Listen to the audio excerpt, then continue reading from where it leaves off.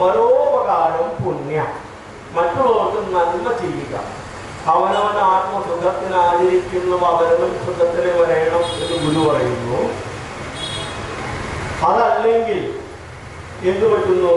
ഇനി നരകാവിനെ അല്ലെങ്കിൽ നരകത്തിൽ പോകും. അപ്പൊ സ്വർഗവും നരകവും ഉണ്ട് എന്ന് ഗുരു പറയുന്നത്.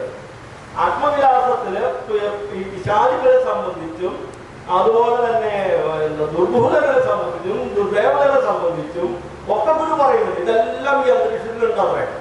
അതിനൊക്കെ ആവഹിച്ചു വരുത്തുന്ന ആൾക്കാരും പലരുണ്ട്. അപ്പൊ നമ്മൾ അത്ര ക്രിയകൾ നടത്തുന്നവരുണ്ട്. അത്തരം ദേവത അവരെ പ്രീതിപ്പെടുത്തി കഴിഞ്ഞാൽ നമുക്ക് അവരെന്തുകൂടെ ചെയ്യുന്നത്. പക്ഷേ ആ വഴിക്ക് പോകരുത് എന്ന് നമ്മോട് പറഞ്ഞിട്ടുണ്ട്. ഇതൊക്കെയാണ് പരോപകാരം പുണ്യ, പരവിരുന്നം പാപ.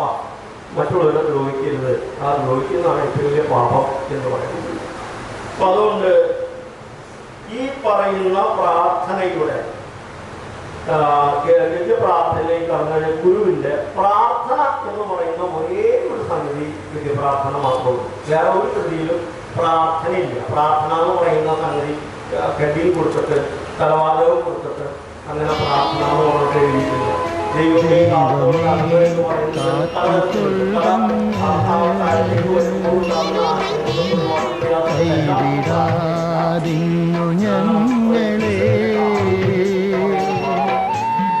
നാവികന്നി ഭവാഭിക്യോരാവിവൻ തോണി നിൻപദം ദൈവമേ കാത്തുകൊള്ളുകങ്ങ് കൈവിടാതിങ്ങു ഞങ്ങളെ നാവികന്നി ഭവാഭിക്യോരാവിവൻ തോണി നിൻപദം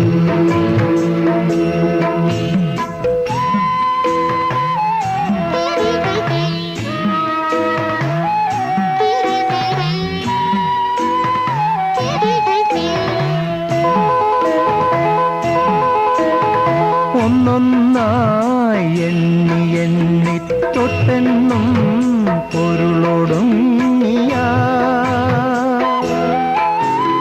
നിന്നിടും തൃക്കു പോലുള്ളം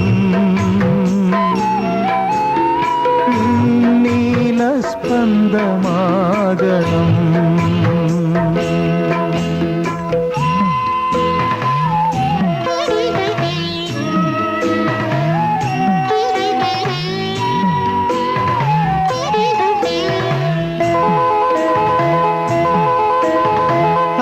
വസ്ത്രാദി മുട്ടാതെ തന്നു രക്ഷിച്ചു ഞങ്ങളെ ധന്യരാക്കുന്ന നീയൊന്നു തന്നെ ഞങ്ങൾക്ക് തമ്പുരാൻ. ആഴിയും തിരയും കാറ്റും ആഴവും പോലെ ഞങ്ങളും മായയും നിൻ മഹിമയും നീയുമെന്നുള്ളിലാകണം.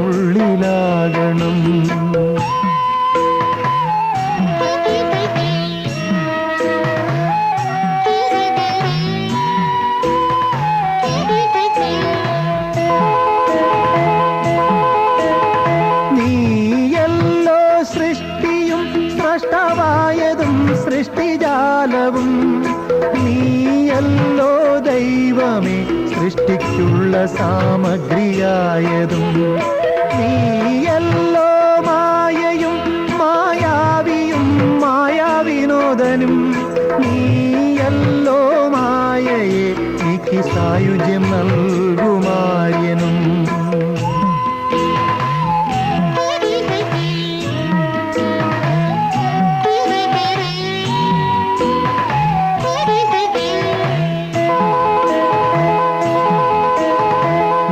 സത്യം ജ്ഞാനമാനന്ദം നീ തന്നെ വർത്തമാനവും ഭൂതവും ഭാവിയും വേറല്ലോതും മൊഴിയും ഓർക്കിൽ നീ.